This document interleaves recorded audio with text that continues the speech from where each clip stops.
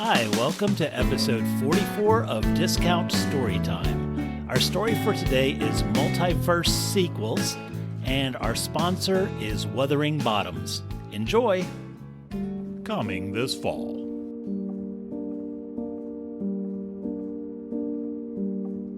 Emily Bronte's classic novel, Wuthering Heights, has delighted readers for thousands of years. Nobody knows why. Now, Penguin Random Hill Publishers and Nickelodeon join to bring you a 17-hour cinematic adaptation that is somewhat bearable. Introducing Wuthering Bottoms. Follow Catherine as she struggles with her love for Heathcliff, but knowing they will never be. I shall marry Edgar Linton, because money.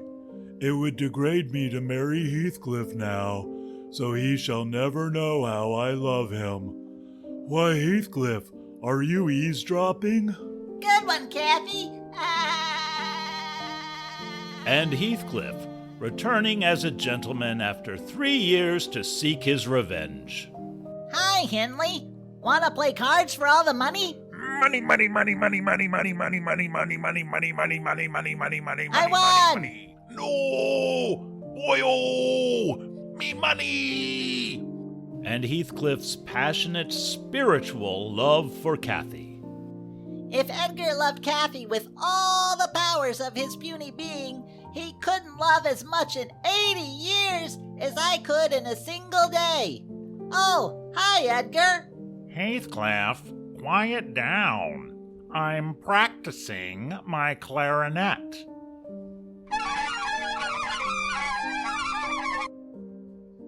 And how can one forget the forgettable conclusion? Hey, Kathy. Now we're ghosts. We can roam the moors and be intolerable together forever. What are you two doing now? Hey, Edgar, we're ghosts.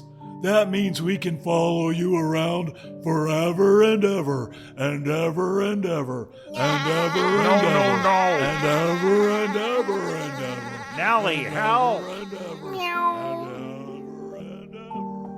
Experience the endlessly popular romantic story the way it was meant to be told. Wuthering Bottoms. It's Wuthering Heights, but less stupid-itter.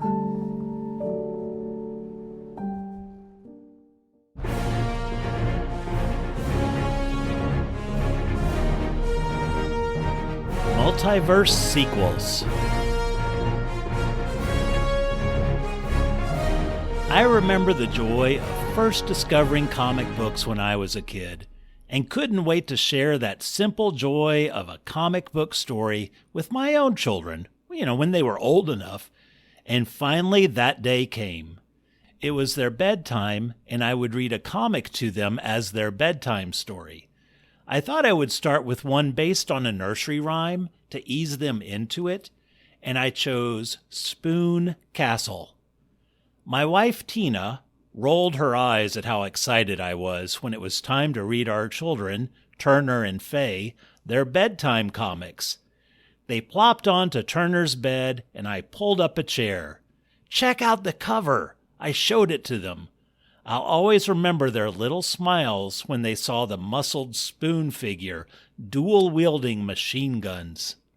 "Ready?" I asked. They gave me a thumbs up, and I started reading. And the dish ran away with the spoon. 1 year later, Frank, the Spoon, Castle, hopped his way up the steps to his old home. It looked the same picket fence, the same flower boxes. It was as if nothing had changed. But Frank knew so much had changed. The glass screen door showed his reflection. The same Frank, but older. He tried checking his concave spoon face. But since he was, a spoon, his reflection was upside down and skinny. "You can do this, Frank. You're home now." He thought about using his keys to go in, but knocked on the door, as to not alarm his family. He heard his wife, Maria Forkcastle yelling, "Coming!" and footsteps approaching the door. Frank was a former Marine and Navy SEAL. He had fought bravely in the Great Cutlery Wars, but at this moment he was sweating so much he could rust. Maria Forkcastle answered the door. She was as silvery and beautiful as always. She stood at the door and said nothing. "Honey, I'm home," Frank said nervously. "Yes, it seems you are." Her tines were unreadable. They stood there for the longest time before she finally let him into the house. And again they stood, not saying a word. Then Maria slapped Frank and said, "You bastard! You left us for that home-wrecker, Dish!" "It's not like that, honey," Frank said, putting his metallic hand on Maria's cold shoulder. "Don't honey me," Maria snarled and slapped his hand away. "You left me to raise our little sporks, Lisa, Barbara, and Frank Jr." "And I wanted to be home with you every day. I really did. Not a day went by that I didn't wish I could be with you, but I didn't have a choice. I've tried for so long to protect you and our little—" "Protect us from what, Frank? That hussy of a slut, Dish?" "Don't say that about Dish. You don't know." "No, Frank, I don't know. I don't know how you could up and leave your family." "Please, let me explain. At the very least, I owe you that much." "You're damn right. Come in. The kids are at my sister's. That will give you time to explain yourself and leave before they get home." "Hun." Then Frank stopped himself, went into the living room and sat.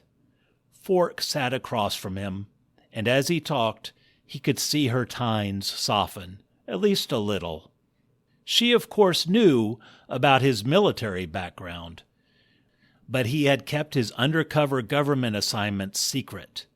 She thought Dish was his colleague at the military academy where they both taught, but Dish was also an undercover platter for the government.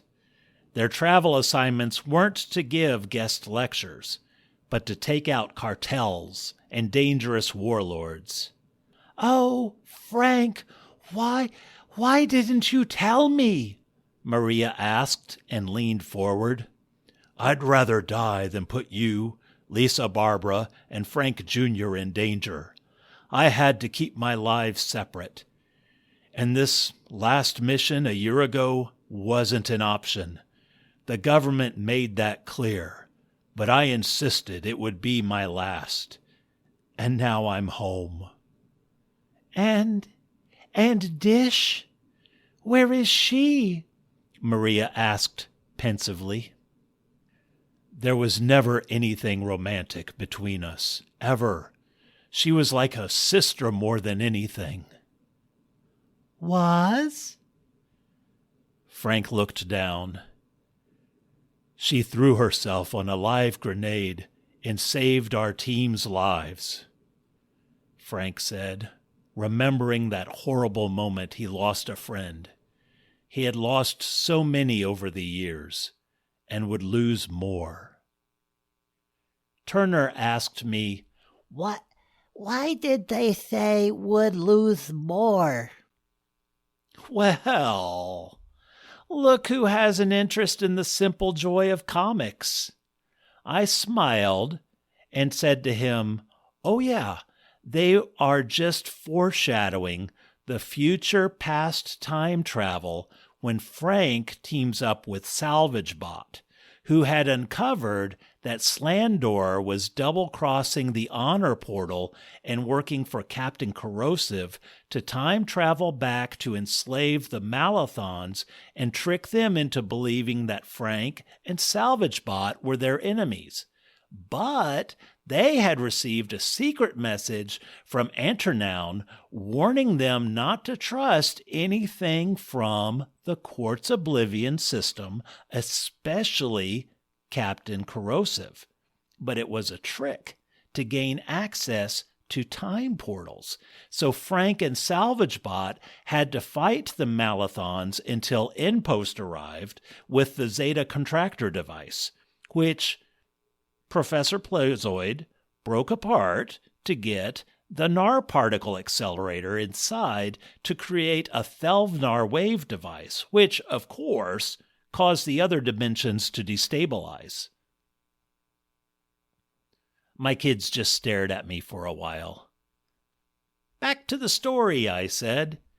Frank and Maria made up, at least tentatively, and decided to take the family to the park the next day for a picnic and I don't think you're old enough for this next part, gang.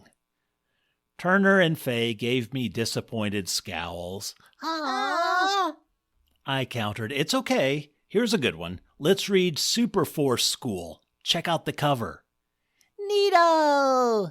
They smiled and I started reading. It was a new day at Superforce School, and Havilarm had just returned from her battle with Danger Moose. I showed them the drawing of Havilarm walking across the quad of Superforce School. Who is that? Turner asked. Oh, yeah.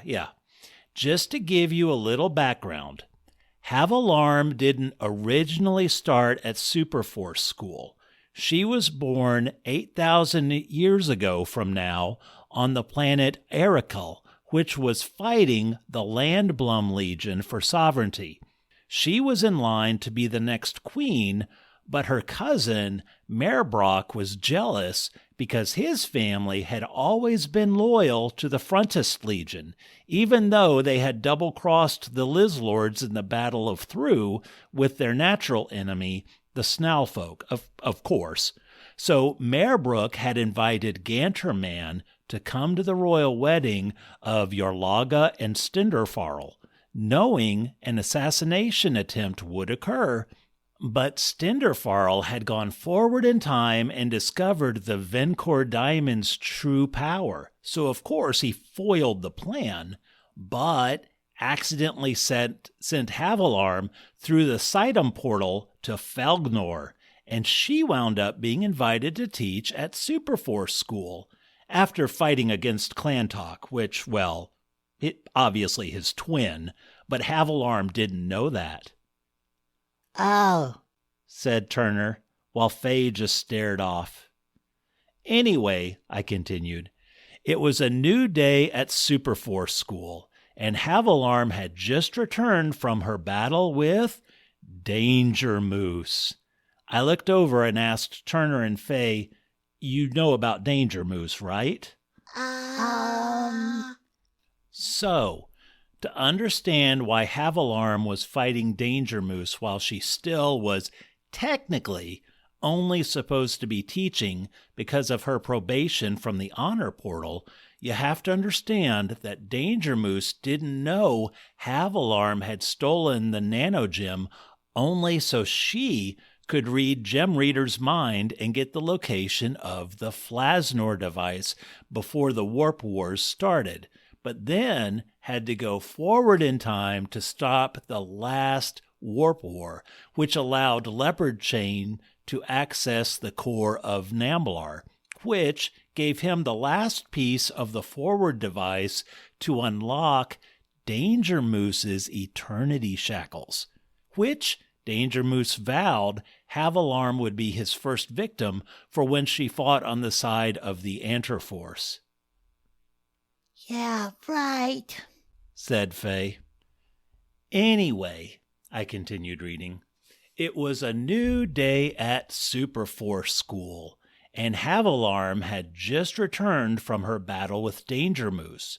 Professor Grattan stopped Havilarm on her way in. "Has Trognar spoken to you?" he asked.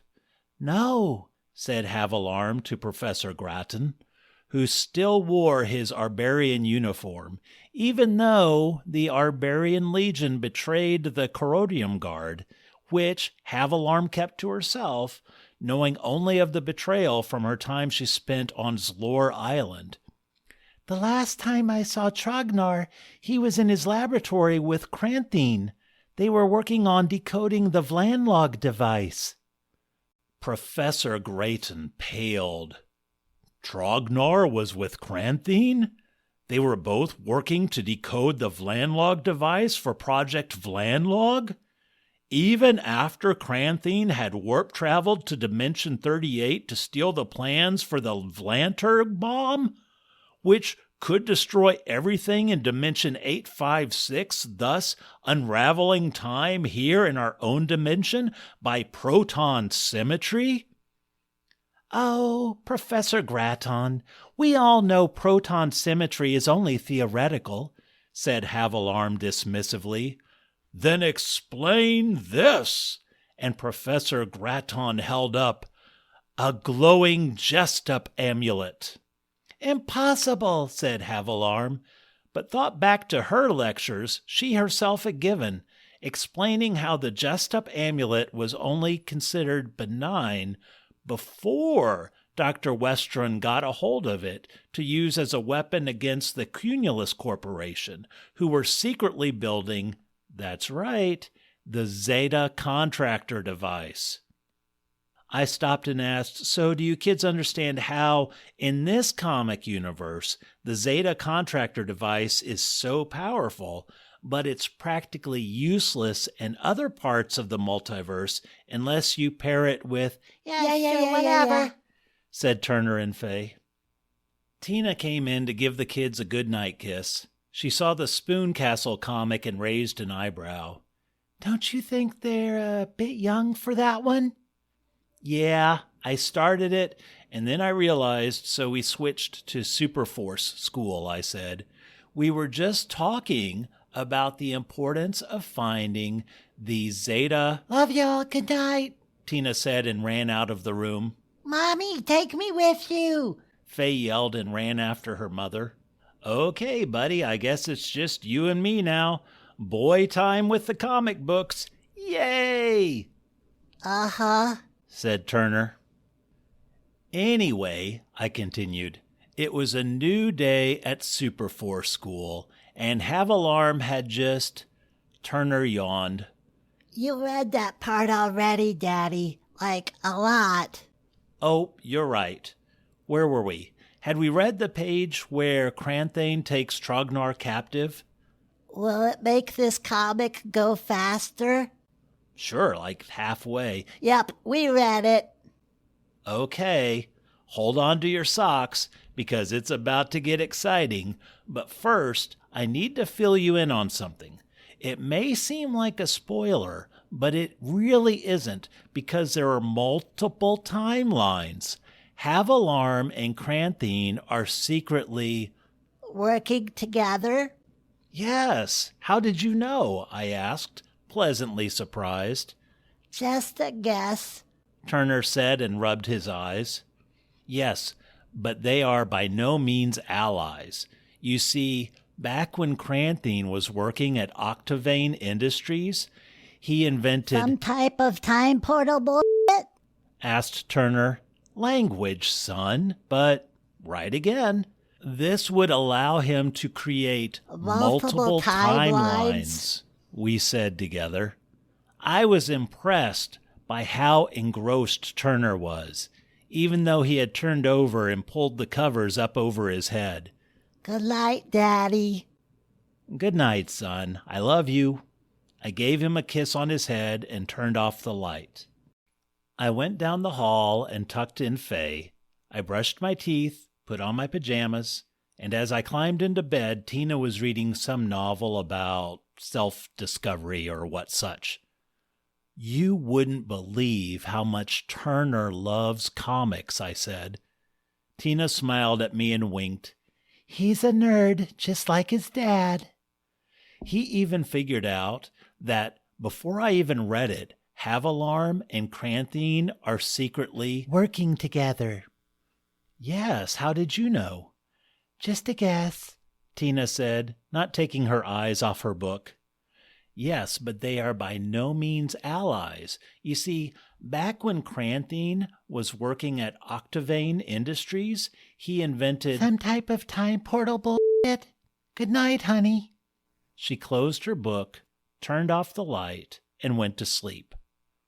I tried to fall asleep, but I kept wondering, what if, in the distant past, the Quartz Oblivion system had kept their truce with the Dargon Portal Keepers, and thus the Tralnor would not have formed the Justice Squad to defeat Professor Lord.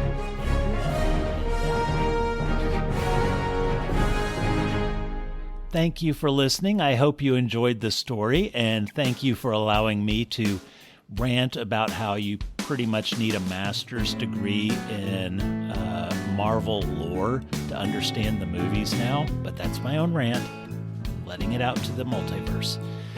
And until next week, please be sure to play nice with others, be super duper kind to yourself, and as always, remember to laugh. Bye!